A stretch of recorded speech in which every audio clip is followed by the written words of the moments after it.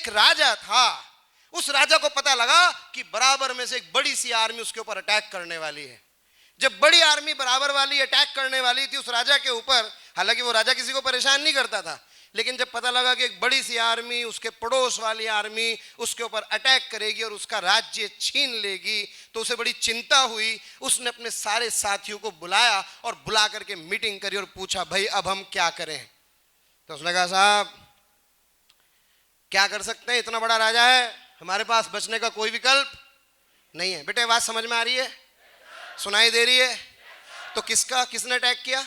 पड़ोस वाले ने। बड़े राजा ने अटैक किया और अटैक करने की शर्त ये थी कि कोई समय नहीं था, बस फटाफट से निपटाना था। पता लगा गुप्तचर के द्वारा कि आज से 3 दिन बाद अटैक हो जाएगा। कितने दिन बाद? तो उसने राजा ने कहा, भाई हमारे पास कितनी सेना है, सारी कैलकुलेशन करी, कैलकुलेशन लगा के अंदाजा लगा कि यार हम तो हार जाएंगे, हमारे पास कोई विकल्प नहीं बचा है। तब उसने अपने मंत्रियों से राय मांगी, तो उसके मंत्रियों में से एक मंत्री ने कहा, एक काम करते हैं, आज रात को ही हम अटैक कर देते हैं, आज रात को हम अटैक कर देते हैं। तो उसने कहा, इससे क्या होगा? कह रहा, हो तो वैसे भी कुछ नहीं रहा है भाई, हो तो वैसे भी कुछ नहीं रहा है। वो आएंगे, हमारे बच्चों को, हमारी जो औरतें हैं उनको बंदी बना लेंगे और हमारा खजाना लूट लेंगे, वैसे भी कुछ नहीं होगा, तो क्यों ना प्रयास किया जाए।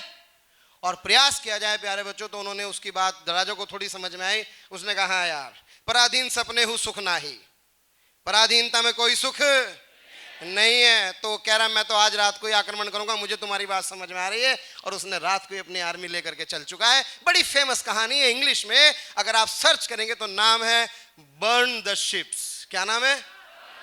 Burn the ships. Yes, burn the ships कहानी है प्यारे बच्चों।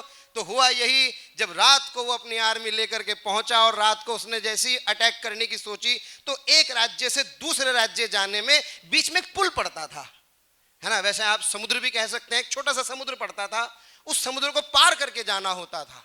तो जब समुद्र से वो लोग जा रहे थे, जैसे ही समुद्र पार किया उस हारने वाली राजा की सेना ने, और वो आक्रमण करने वहां पहुंचे, तो उस राजा ने अपने सेनापति को आदेश दिया कि एक काम करो, ये जितनी बोट हैं लकड़ी वाली, इन सब में आग लगा दो। कोई प्लान भी नहीं चाहिए। जब मैं एमबीबीएस की तैयारी कर रहा हूं ना, तो कोई बीएससी नहीं चाहिए, कोई बीडीएस नहीं चाहिए, कोई बीएचएमएस नहीं चाहिए, केवल क्या चाहिए? एक सीट मेरी होगी। किसकी? हाँ, मुझे कितनी चाहिए? मुझे कितनी चाहिए? मुझे एक। अपने लड़ाई किसको ले गए?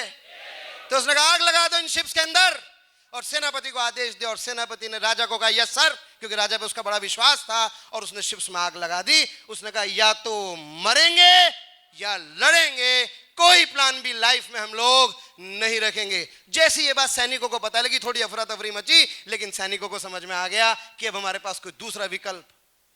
कभी कभी दूसरा विकल्प हमें परेशानी में डालता है प्यारे बच्चों। तो इसलिए बस मेरा इस कहानी से यही मतलब था। एंड क्या हुआ आप सभी जानते हैं, श्योरली वो राजा जीता।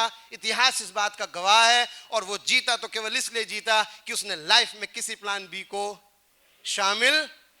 तो that's why I want to से व्हाट आई वांट टू से, बर्न द, आग लगा दो प्लान बी में। केवल प्लान ए पर फोकस होना चाहिए प्यारे बच्चों। और उस प्लान ए तक जब तक हम नहीं पहुंचेंगे, तब तक हमें विश्राम नहीं करना है। बड़ी प्यारी सी पोएम थी क्या, woods are lovely dark and deep, woods are lovely dark and deep, but I have promises to keep, miles to go before I sleep, miles to go before I sleep.